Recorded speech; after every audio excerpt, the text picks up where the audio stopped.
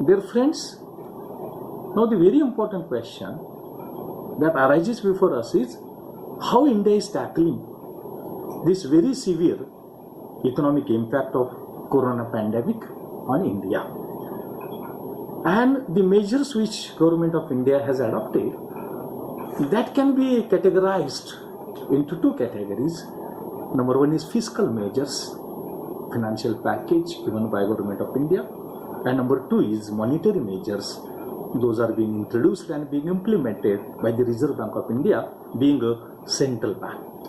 Now, while talking about the financial package given by the government of India has given a financial package of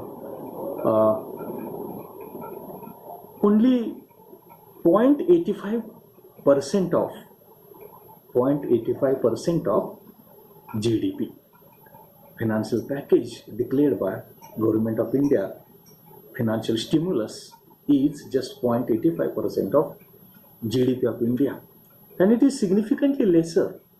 Take example, in America it is 11% of GDP, in Spain it is more than 15%, in Germany it is 20%, in Malaysia it is 16%, in Japan it is 10%, in UK it is 15%, and we have, government of India has announced just 0.85% of GDP financial package through fiscal policy to revive the Indian economy, especially economic impact on the Indian economy. Now, Reserve Bank of India has announced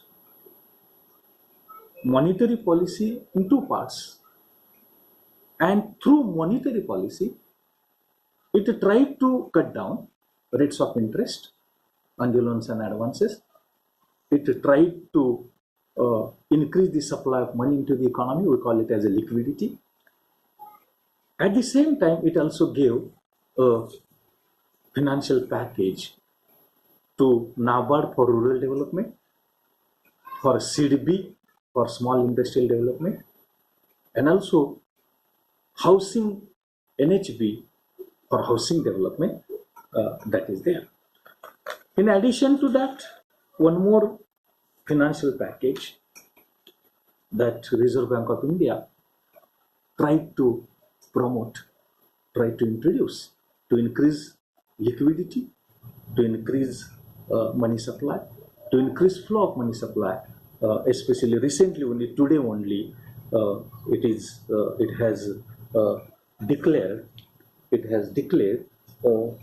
a package of about 50,000 crores for mutual funds working, and in addition to that, rates of interest decreasing, that policy, and increasing liquidity, and also state government and central government has given increased facility of wage and pension advances. These are the policies, measures which Reserve Bank of India has been adopted to control impact of this corona pandemic on Indian economy.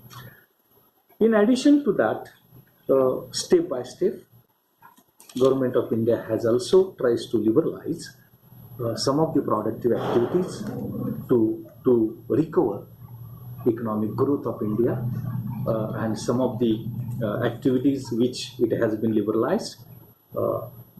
Number one is agriculture and allied activities, digital economy, tea and coffee, rubber, roads, construction of highways, irrigation projects, then Mahatma Gandhi National Rural Employment Program, then coal, minerals.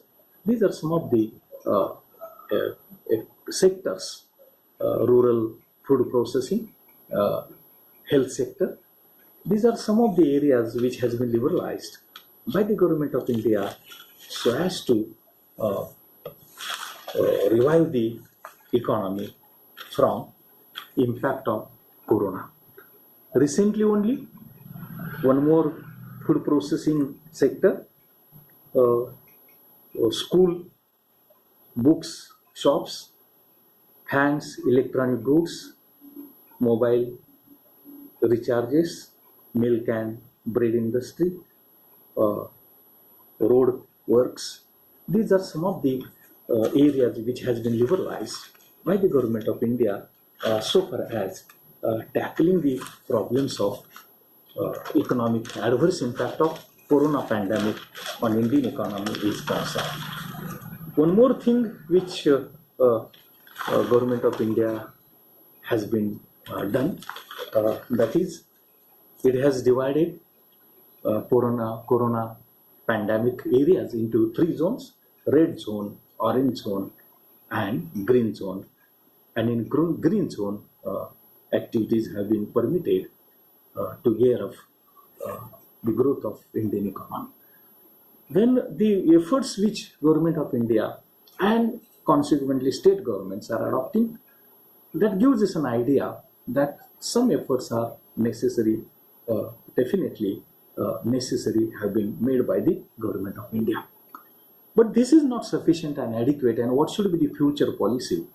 What should be the future agenda so far as revival of Indian economy from the very severe economic impact of corona pandemic? Number one is what financial package the government of India has given. It is exclusively inadequate, and there is a need for increased expenditure, increased financial package, especially for the inspiration and encouragement of industries, then employment generation, removal of poverty, and increased package is required, that is there. Number two is very important. Henceforth, health sector should be given a very important place. More expenditure is required to be incurred by the government of India, both state and central, on the health sector. And public health sector should be modernized. It should be updated. It should be advanced, because public health sector is very important. And the corona pandemic has shown how public health sector is very important in tackling the corona pandemic. Therefore, public health sector should be updated. It should be modernized. In addition to that, private health sector, that should be controlled by the government of India, state government, so that in such emergency periods that can be useful in tackling and giving treatments to such pandemics. Supplementary to that, what is required? The development policy of India is what we call it is unbalanced development strategy.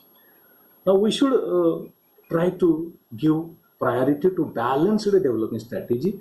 That is, at a time rural and urban development should be attempted. At this moment, what is urgently required? It is urgently required to concentrate, formulate, and implement a development policy that is rural area centric.